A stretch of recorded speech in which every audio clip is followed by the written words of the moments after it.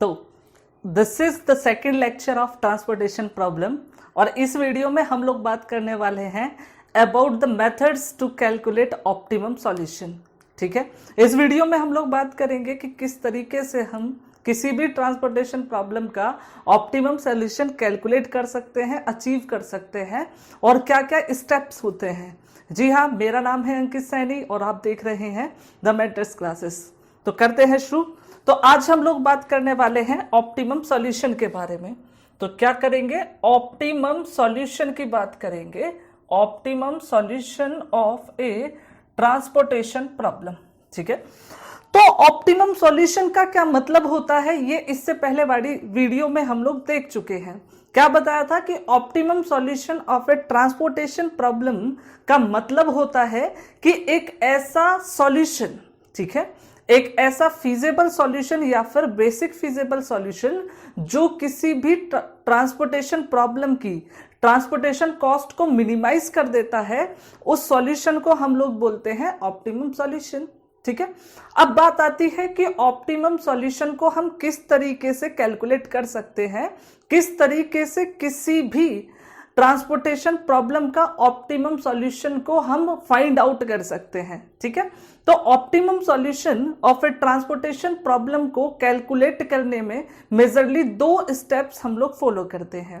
पहला स्टेप क्या होता है कि हम ट्रांसपोर्टेशन प्रॉब्लम का initial basic feasible solution calculate करते हैं। ठीक है, और फिर चेक करते हैं कि ये जो हमें सॉल्यूशन मिला, इनिशियल बेसिक फिजिबल सॉल्यूशन जो हमें मिला, वो ऑप्टिमम सॉल्यूशन है कि नहीं। ठीक है, और अगर ये ऑप्टिमम सॉल्यूशन है देन वी आर डन, क्योंकि ऑप्टिमम सॉल्यूशन ही तो हमें चाहिए था। और अगर ये ऑप्टिमम सॉल्यूशन नहीं है तो हम क्या करते हैं, कुछ स्टेप्स हैं, कुछ मेथड्स हैं जिनका यूज करके हम उस सॉल्यूशन को, इनिशियल बेसिक फिजिबल सॉल्यूशन को इंप्रूव कर कर ऑप्टिमम सॉल्यूशन बनाते हैं। ठीक है, तो क्या बोला मैंने, देखो अगर मैं बात कर रहा हूं optimum solution of A transportation problem की, तो क्या लिखते हैं इसमें, अभी जो मैंने बताया कि optimum solution of A transportation problem can be calculated in the following two steps, in the following two steps. ठीक है, कौन कौन से दो स्टेप्स हैं, देखो सबसे पहली चीज जो आती है स्टेप नंबर 1, उसमें मैंने क्या बताया था कि स्टेप नंबर 1 में हम लोग initial basic feasible solution calculate करते हैं। तो क्या बोला मैंने, calculate the initial basic feasible solution. ठीक है, तो पहले वाले स्टेप में हम लोग क्या करते हैं, ट्रांसपोर्टेशन प्रॉब्लम का बेसिक फिजिबल सॉल्यूशन कैलकुलेट करते हैं। ठीक है, दूसरे वाले स्टेप में हम लोग क्या करते हैं कि इसको इंप्रूव कर कर, जो हमें इनिशियल बेसिक फिजिबल सॉल्यूशन मिला ना, इसको हम इंप्रूव कर कर ऑप्टिमम सॉल्यूशन बनाते हैं। ठीक है, दूसरे वाले स्टेप में हम लोग क्या करते हैं कि ये जो हमें इनिशियल बेसिक फिजिबल सॉल्यूशन मिला, तो हम क्या करते हैं, we improve initial basic feasible solution to the optimum solution. तो इसी को हम क्या करते हैं, ऑप्टिमम सॉल्यूशन बनाते हैं। और ऑप्टिमम सॉल्यूशन किस तरीके से बनाते हैं वो सारे मेथड हम सीखेंगे आगे वाली क्लासों में। अभी के लिए हम बात करेंगे सिर्फ इनिशियल बेसिक फिजिबल सॉल्यूशन के बारे में। तो सबसे पहला स्टेप जो था वो है इनिशियल बेसिक फिजिबल सॉल्यूशन किस तरीके से हम लोग कैलकुलेट करेंगे। ठीक है, तो इनिशियल बेसिक फिजिबल सॉल्यूशन को कैलकुलेट करने के पास हमारे पास 3 मेथड होते हैं। सबसे पहला मेथड जो होता है उसको हम लोग बोलते हैं नॉर्थ वेस्ट कॉर्नर मेथड या फिर नॉर्थ वेस्ट कॉर्नर रूल। और दूसरा जो मेथड हम लोगों के पास होता है उसे हम बोलते हैं लीस्ट कॉस्ट एंट्री मेथड या फिर मैट्रिक्स मिनिमा मेथड। और थर्ड जो मेथड हमारे पास होता है उसे हम बोलते हैं यूनिट पेनल्टी कॉस्ट मेथड या फिर वोगल अप्रोक्सीमेशन मेथड। या फिर वैम मेथड भी बोलते हैं। क्या बोला मैंने, देखो कि अगर मैं इनिशियल बेसिक फिजिबल सॉल्यूशन की बात कर रहा हूं तो इसे कैलकुलेट करने के मैंने बताए 3 मेथड होते हैं। कौन कौन से 3 मेथड बताए कि भाई सबसे पहला वाला जो होता है उसे हम बोलते हैं नॉर्थ वेस्ट कॉर्नर रूल। क्या बोला, नॉर्थ वेस्ट कॉर्नर रूल।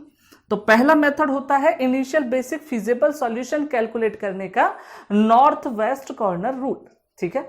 दूसरा मेथड जो होता है, दूसरे वाले मेथड को हम बोलते हैं lowest cost entry method, lowest cost entry method.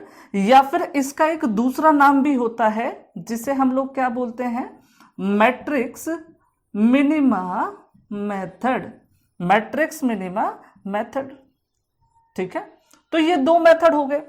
और अगर हम बात करते हैं तीसरे मेथड की, तो तीसरे मेथड को हम लोग बोलते हैं या तो unit cost penalty method, unit cost penalty method, या फिर इसका दूसरा नाम जो होता है, दूसरा नाम इसका होता है वोगल्स अप्रोक्सीमेशन, वोगल्स अप्रोक्सीमेशन मेथड, ठीक है, जिसको हम शॉर्ट में क्या बोलते हैं, वैम, जिसको शॉर्ट में हम लोग क्या बोलते हैं, वैम भी बोलते हैं, ठीक है। तो तीनों तरीके से हम ट्रांसपोर्टेशन प्रॉब्लम को सॉल्व करना सीखेंगे, बट 1 बाय 1। तो आज के इस वीडियो में हम लोग सिर्फ बात करने वाले हैं नॉर्थ वेस्ट कॉर्नर रूल के बारे में।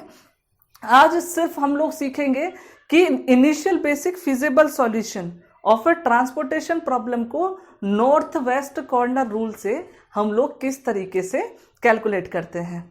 तो करेंगे शुरू, बट बिफोर दैट आप चाहें तो लिख सकते हैं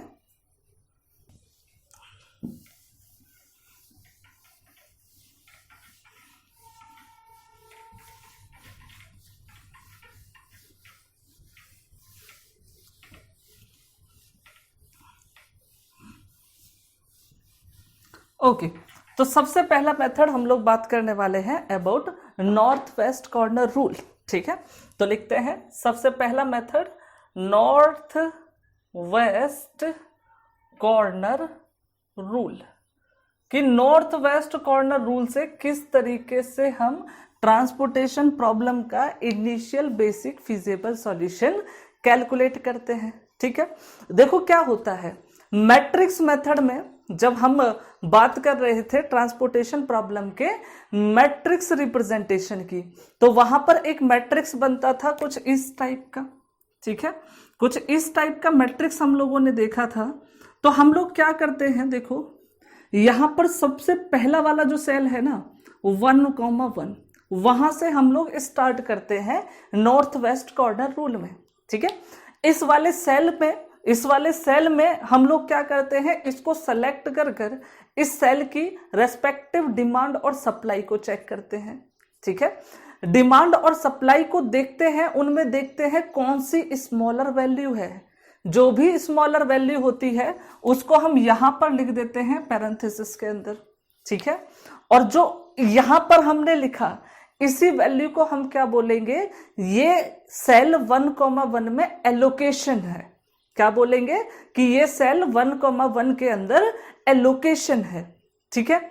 अब इस एलोकेशन का यूज कर कर हम क्या करते हैं, इस पर्टिकुलर सेल की डिमांड और सप्लाई को रिड्यूस कर देते हैं। और डिमांड और सप्लाई को रिड्यूस करने के लिए हम लोग क्या करते हैं कि इस सेल की जो डिमांड और सप्लाई है उससे इस एलोकेशन को माइनस कर देते हैं, ठीक है। उसके बाद हम लोग क्या करते हैं कि जिस भी रो या कॉलम की सप्लाई या फिर डिमांड 0 हो जाती है उसको हम क्रॉस आउट कर देते हैं, ठीक है। और जो बची मैट्रिक्स बचेगी उसमें बिल्कुल सेम तरीके से हम लोग इन्हीं स्टेप्स को फॉलो कराते रहेंगे। किस तरीके से करते हैं वो सब कुछ देखेंगे एग्जाम्पल के थ्रू, बस अभी के लिए जो हमने बोला उसी को स्टेट कर लेते हैं। देखो नॉर्थ वेस्ट कॉर्नर रूल में मैंने क्या बताया कि सबसे पहला काम हम लोग क्या करते हैं, सेलेक्ट करते हैं, ठीक है। सेलेक्ट द सेल 1,1 सेल को हम लोग सेलेक्ट करते हैं, ठीक है। And check the minimum, check the demand and supply, demand and supply, demand and supply of the cell. ठीक है, पहले वाले सेल को हमने क्या किया, 1 को सेलेक्ट कर लिया और उसकी डिमांड और सप्लाई को चेक करते हैं। ठीक है, the smaller should be allocated to the cell. ठीक है, जो डिमांड और सप्लाई में जो भी स्मॉलर होगा उसको हम क्या करेंगे, इस सेल के अंदर एलोकेट कर देंगे। ठीक है, उसके बाद क्या करेंगे, देखो स्टेप नंबर 2 में हम लोग क्या करते हैं, स्टेप नंबर 2 में हम करते हैं reduce the demand and supply, reduce the demand and supply of the cell 1,1 by subtracting the allocation from the demand and supply, and cross out, ठीक है, cross out the row or column with zero supply or demand। मैंने क्या बोला था, देखो कि हम लोग क्या करते हैं, 1,1 में एलोकेशन दे देंगे और इस एलोकेशन का यूज करके हम लोग क्या करेंगे, उस सेल की डिमांड और सप्लाई को रिड्यूस करेंगे। और मैंने बताया था किस तरीके से डिमांड और सप्लाई को रिड्यूस करेंगे, कि रिड्यूस करने के लिए जो भी एलोकेशन हमने दी है उस एलोकेशन को सेल 1,1 के डिमांड और सप्लाई दोनों से माइनस कर देंगे, और जो भी आएगा उनमें से अगर किसी रो की सप्लाई 0 हो जाती है या फिर किसी कॉलम का डिमांड 0 हो जाता है तो उस केस में हम उस रो या फिर कॉलम को क्रॉस आउट कर देते हैं। ठीक है, इसके बाद जो मैट्रिक्स बचती है उसमें वापस से हम ये दोनों स्टेप कराते रहते हैं जब तक कि सारी डिमांड सेटिस्फाई ना हो जाए और सारी सप्लाई एग्जॉस्ट ना हो जाए। ठीक है, तो स्टेप नंबर 3 में हम क्या करेंगे, स्टेप नंबर 3 जो हमारा होता है वो क्या होता है, repeat steps 1 and 2 unless or until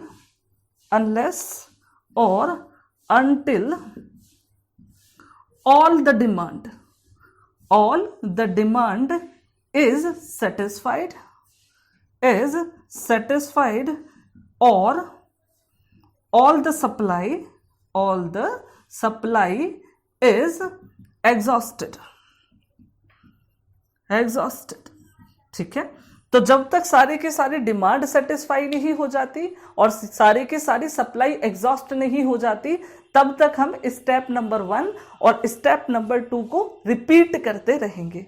ठीक है, एक न्यूमेरिकल की हेल्प से समझने की कोशिश करते हैं क्या है ये प्रोसीजर। ठीक है, तो मैं एक एग्जाम्पल सपोज कर लेता हूं। ठीक है, एग्जाम्पल हम लोग लेकर चलेंगे। ठीक, ओके, देखते हैं भाई किस तरीके से सॉल्व करने वाले हैं। सबसे पहला वाला एग्जाम्पल हम लोग लेकर चलते हैं, क्या है देखो, एग्जाम्पल नंबर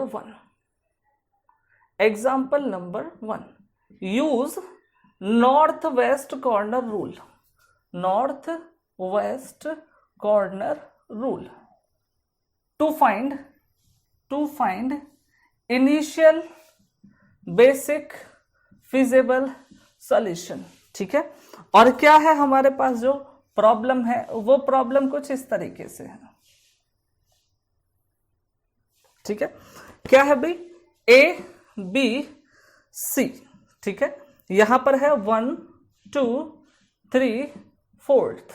ठीक, यहां पर है 13 17 18 11 और फिर है 14 18, उसके बाद है 15 12 15 और लास्ट में है 20 13 और उसके बाद 12, यहाँ पर है 2 6 7 और यहाँ पर है 3 3 4 5।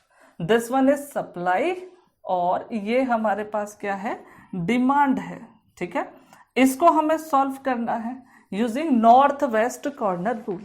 ठीक है, किस तरीके से करते हैं देखें जरा। देखो, इसे सॉल्व करने के लिए हम लोग क्या करेंगे, जो एल्गोरिदम मैंने लिखाया है बिल्कुल सेम एल्गोरिदम का हम लोग यूज करने वाले हैं। ठीक है, किस तरीके से यूज करेंगे देखें जरा। देखो, सबसे पहले स्टेप में मैंने क्या बोला था कि हम लोग सेल 1 को सेलेक्ट करते हैं और उसकी डिमांड और सप्लाई को हम लोग चेक करते हैं। ठीक है, अगर मैं बात करता हूं पहली वाली सेल की, ठीक है, तो पहली वाली सेल में अगर हम लोग देखें तो पता चलेगा सबसे पहली सेल है हमारी ये। ठीक है, ये वाली सेल है, इसके लिए सप्लाई है 2, इसके लिए डिमांड है 3। तो सप्लाई हमें पता चली 2 है और डिमांड क्या पता चली 3 है। तो इसमें क्या करते हैं हम लोग, स्मॉलर क्वांटिटी, ठीक है, स्मॉलर क्वांटिटी को सेलेक्ट कर लेते हैं जो कि 2 है, उसे हम क्या करेंगे यहां पर एलोकेट कर देंगे। ठीक है, तो मैं क्या कर देता हूं, इसको यहां पर एलोकेट कर देता हूं। ठीक है, एलोकेशन मैंने इसको यहां पर दिया 2। ठीक है, 2 एलोकेशन मैंने दे दिया। उसके बाद देखो स्टेप नंबर 2 में हमें क्या करना है, reduce the demand and supply of the cell 1 by subtracting the allocation from the demand and supply. ठीक है, तो हम लोग क्या करेंगे, अब इस वाली सेल की डिमांड और सप्लाई को रिड्यूस करेंगे। और ऐसा करने के लिए क्या करना है, जो भी एलोकेशन हमने यहां पर दिया है जो कि 2 है, उसे इस सेल की डिमांड और सप्लाई से सबट्रैक्ट कर देंगे। देखो यहां पर क्या है 2, इससे 2 को सबट्रैक्ट करेंगे तो मिलेगा 0। यहां पर देखोगे तो 3 से 2 को सबट्रैक्ट करोगे तो क्या मिलेगा 1। ठीक है, ऐसा करने के बाद हमें यह बात पता चली कि इस वाली रो की सप्लाई कितनी हो गई 0। और मैंने क्या बताया था कि जिस भी रो की सप्लाई 0 हो जाए या फिर जिस भी कॉलम का डिमांड 0 हो जाए उसको हम क्या कर देते हैं, क्रॉस आउट। ठीक है, बिल्कुल सेम इस वाली रो को हम लोग कर देते हैं क्रॉस आउट क्योंकि इसकी सप्लाई हो गई 0। ठीक है, अब जो मैट्रिक्स बची वो बची ये, है ना।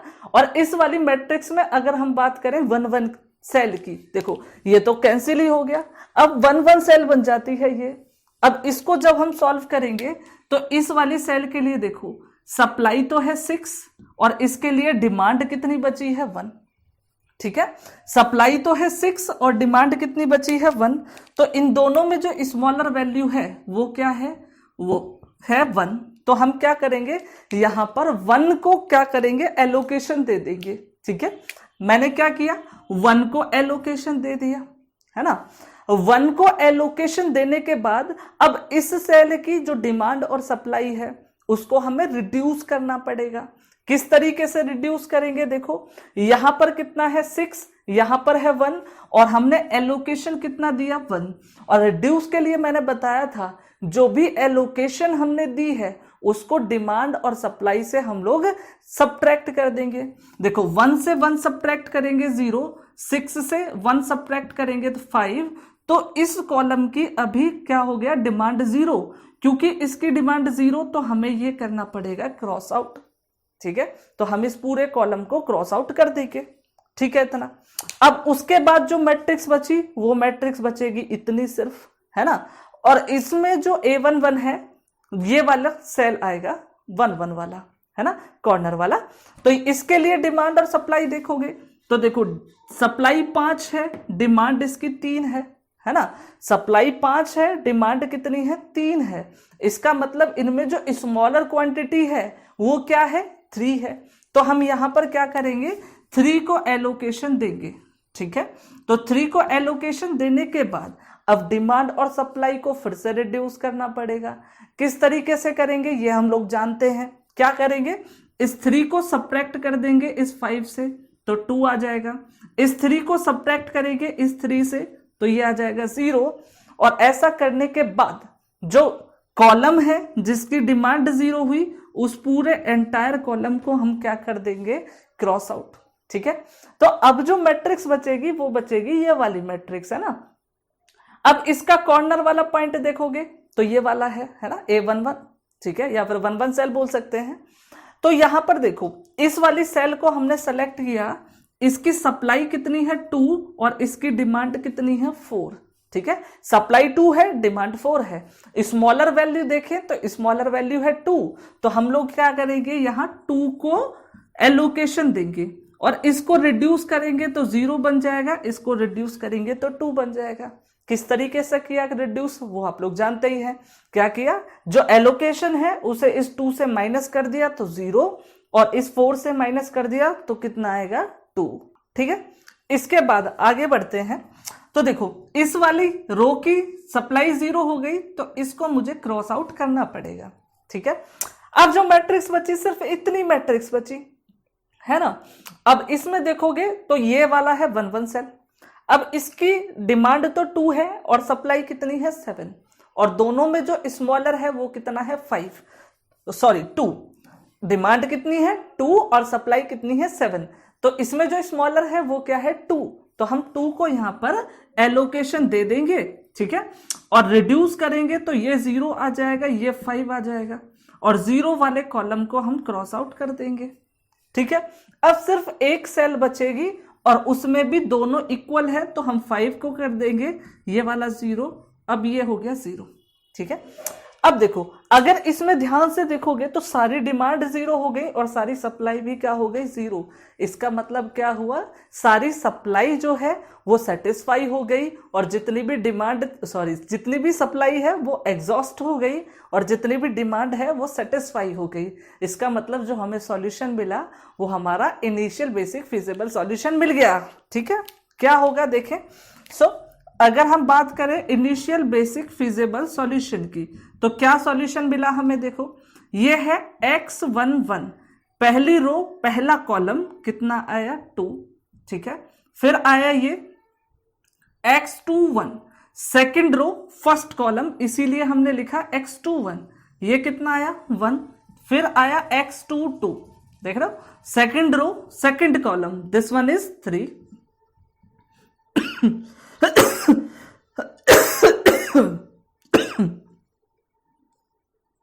ओके उसके बाद लिखेंगे x23 देखोगे second row third column, this one is 2, ठीक है।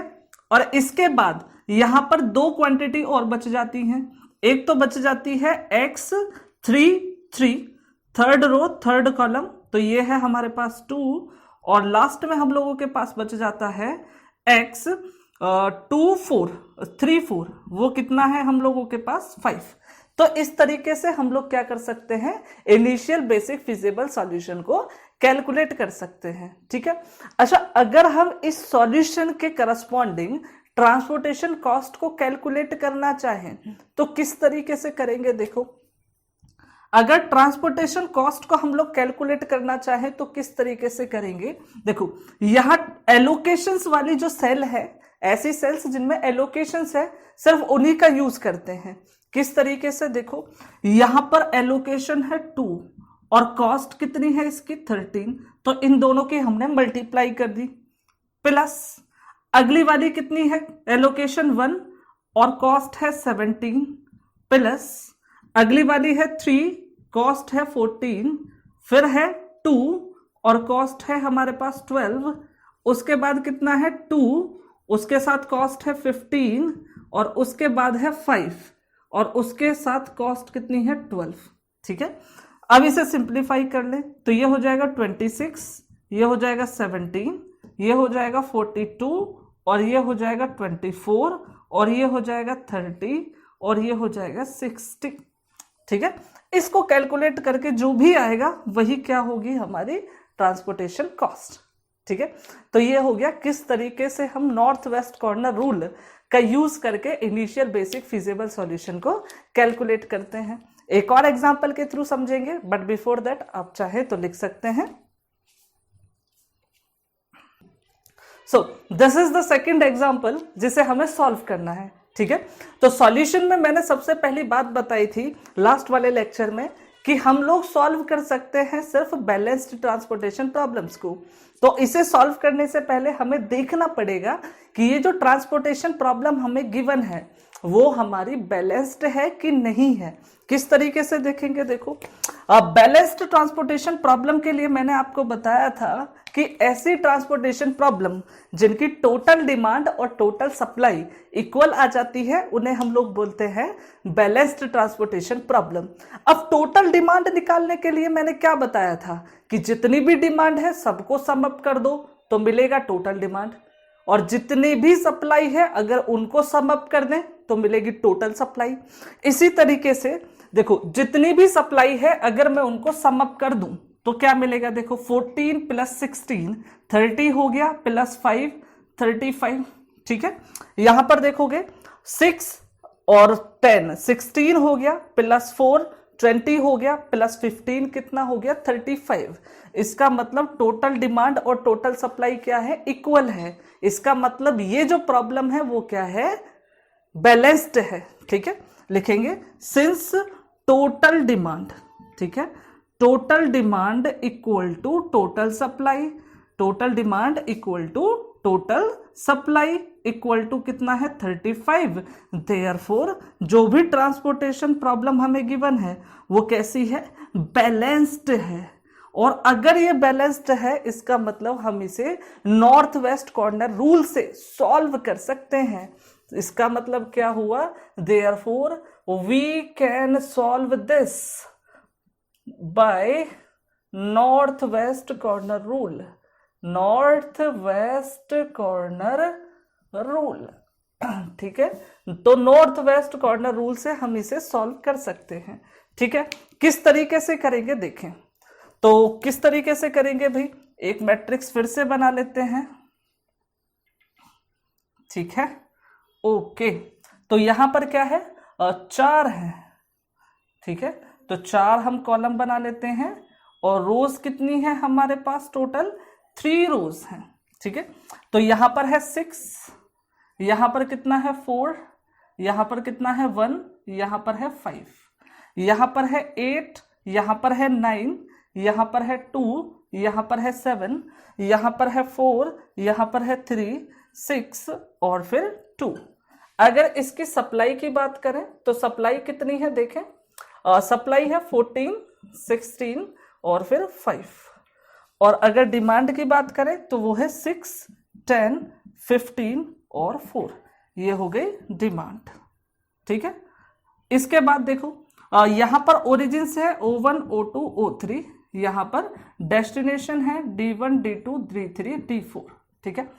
किस तरीके से सॉल्व करते थे, देखो हमें अभी देखा था हम लोगों ने एल्गोरिथम, क्या बताया था कि सबसे पहली सेल A11 से या फिर 11 सेल जो है उससे स्टार्ट करेंगे। देखो 11 मैंने ये सेलेक्ट की, इसके लिए देखा सप्लाई 14 है, डिमांड कितनी है 6, और इन दोनों में जो स्मॉलर वैल्यू है सप्लाई और डिमांड में उसको हम यहां एलोकेट करेंगे।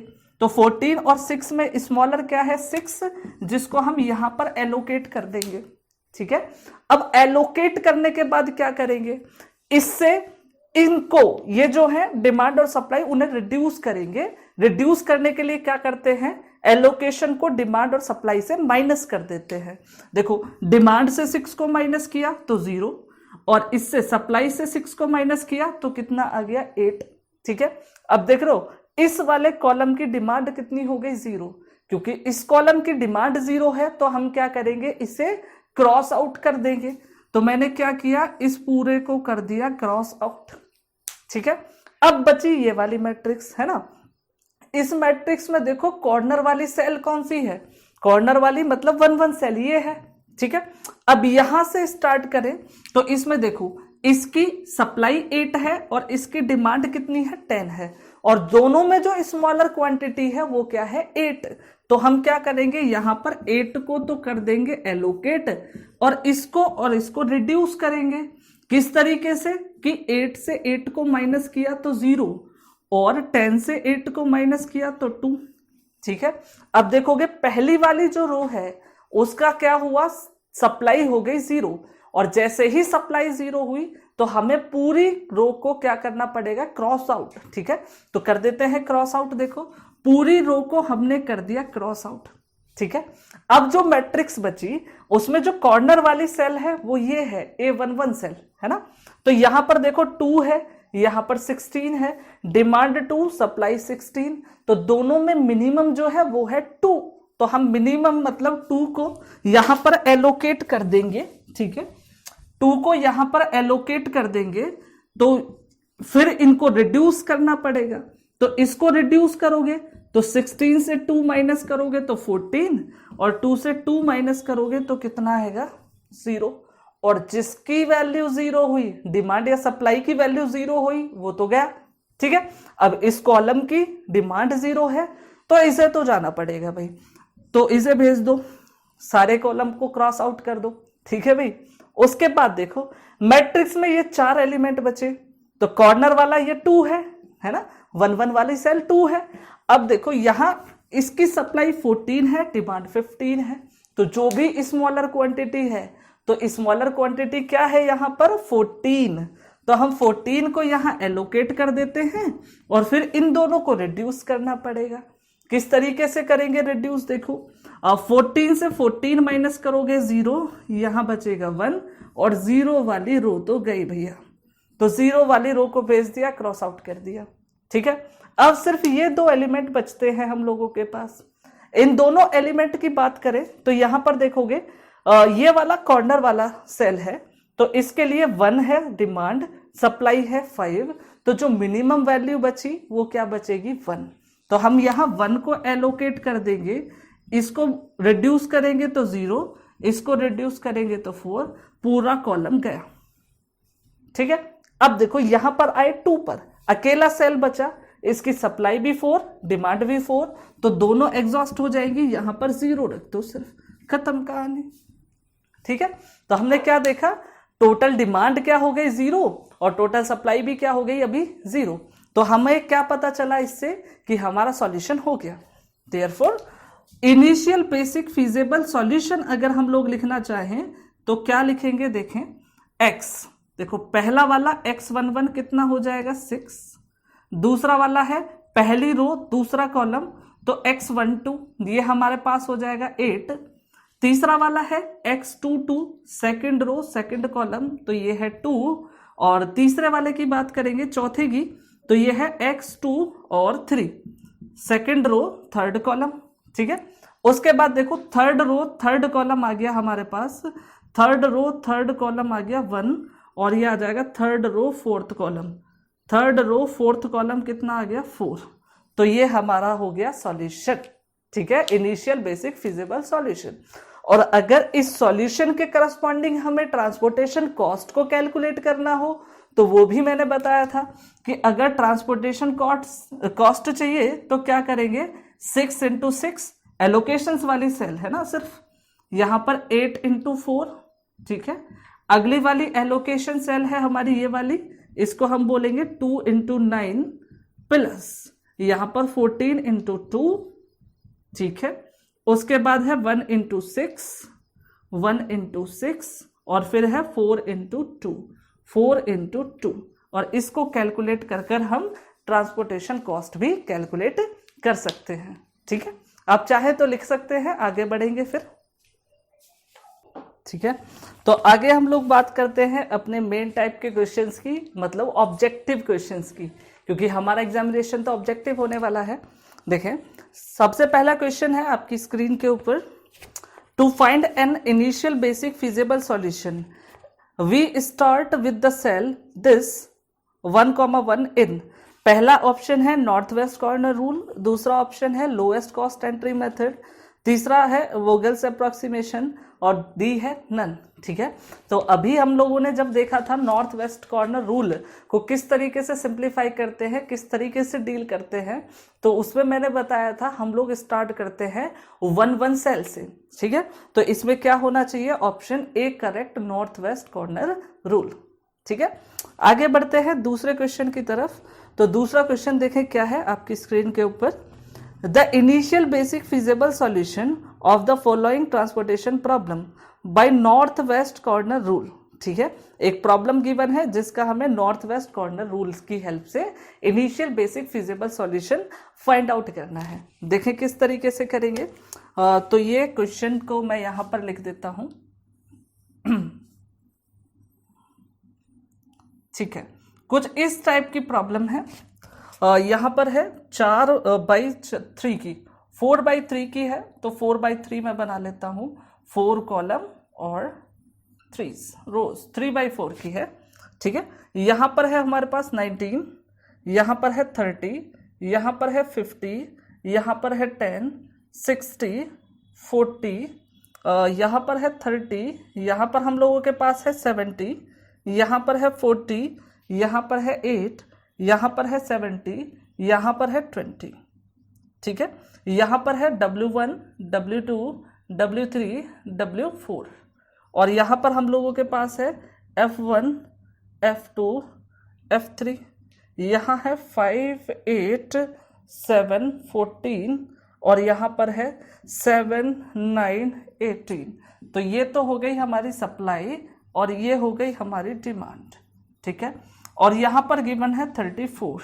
इसका मतलब इनको ऐड कर कर टोटल डिमांड और अगर टोटल सप्लाई को हम लोग कैलकुलेट करें तो टोटल डिमांड और सप्लाई हम लोगों के पास क्या आएगी, 34।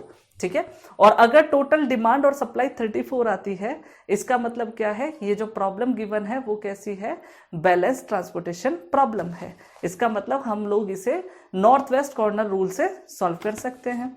किस तरीके से करेंगे देखो, सबसे पहली वाली सेल हमने सेलेक्ट की यहाँ पर, इसके लिए डिमांड 5, सप्लाई 7, तो स्मॉलर क्वांटिटी क्या है 5 को यहाँ पर एलोकेट किया, इसको रिड्यूस किया 0, इसको रिड्यूस किया 2। अब आप लोग समझ गए होंगे किस तरीके से रिड्यूस कर रहा हूं मैं, है ना, मैं पहले ही बता चुका हूं। ठीक है, तो इस वाले कॉलम को डिलीट कर देंगे क्योंकि भैया इसकी डिमांड क्या हो गई 0, और हमने ये सीखा था कि किसी भी कॉलम की डिमांड 0 हो जाती है या किसी भी रो की सप्लाई 0 हो जाती है तो वो तो गया, है ना, उसको तो क्रॉस आउट होना पड़ेगा, तो कर दिया क्रॉस आउट।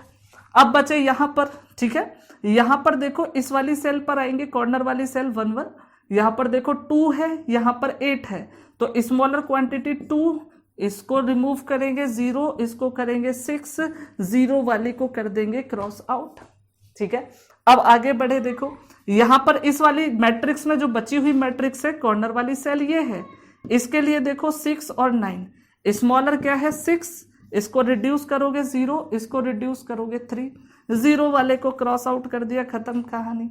ठीक है, इसी तरीके से जो मैट्रिक्स बची उसमें कॉर्नर वाला ये है, यहाँ है 3, यहाँ है 7, 3 को हमने यहाँ लिख दिया, स्मॉलर वाली को रिड्यूस किया 0, रिड्यूस किया 4। ठीक है, तो 0 वाला क्रॉस आउट। यहाँ कॉर्नर वाला ये बचा, यहाँ पर स्मॉलर 4 और 18 में से क्या है 4, ये 0, ये हो जाएगा 14, पूरे कॉलम को क्रॉस आउट, सिर्फ ये बचेगा 14, यहाँ पर एलोकेशन हो जाएगा क्योंकि 14 ही बचा हुआ है अभी तो, है ना। अब इससे हमें ये पता चला कि यहाँ पर जो है टोटल डिमांड और सप्लाई तो खत्म, जितना भी एग्जॉस्ट होना था वो तो हो गया। तो अगर हम इसका सॉल्यूशन लिखेंगे तो सॉल्यूशन क्या होगा हमारा, देखो तो इस वाले केस में हमारा सॉल्यूशन क्या आया, देखें सॉल्यूशन आया x11।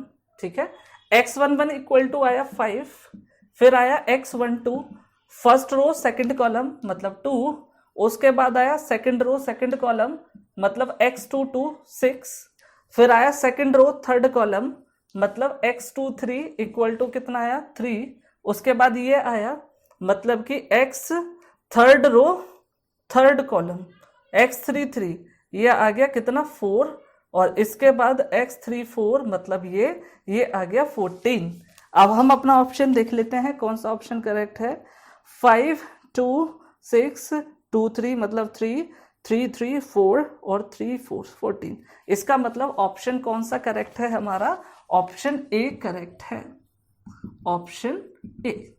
ठीक है, तो आज के इस वीडियो में हम लोगों ने बात की थी किसकी, नॉर्थ वेस्ट कॉर्नर रूल की। नॉर्थ वेस्ट कॉर्नर रूल की रिगार्डिंग जो भी क्वेश्चंस थे, जो भी मेथड थे वो मैंने आप लोगों को बताए, और एग्जामिनेशन पॉइंट ऑफ व्यू से किस तरीके के क्वेश्चन आते हैं ऑब्जेक्टिव टाइप के वो भी मैंने आपको दिखा दिया। ठीक है, बाकी इसके मेथड के हम लोग क्वेश्चन कर रहे होंगे सबसे लास्ट में, जब हम लोग बात करेंगे इस चैप्टर के पूरे चैप्टर के जो प्रीवियस ईयर के क्वेश्चंस हैं।